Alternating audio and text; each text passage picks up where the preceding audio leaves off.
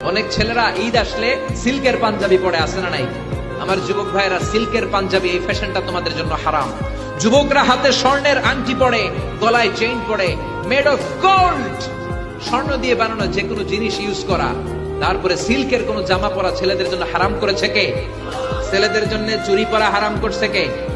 ছেলেরা অর্নামেন্টস পড়তে পারবে না, ব্রেসলেট লাগাতে পারবে না, সিল্কের পাঞ্জাবি পড়তে পারবে না, স্বর্ণের কিছু ব্যবহার করতে পারবে না।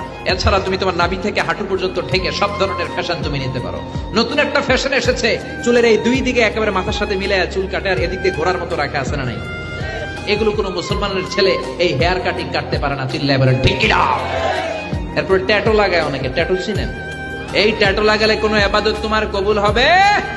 তার মানে তুমি যেই ফ্যাশন গুলো করবা, ইউর ফ্যাশন শুড বি হালাল। এই নিয়মগুলো মেনে ছেলে মেয়েরা যেই কোনো পোশাক পরো, যেই কোনো ফ্যাশন নাও, ওই ফ্যাশনের মধ্যে বরকত আছে।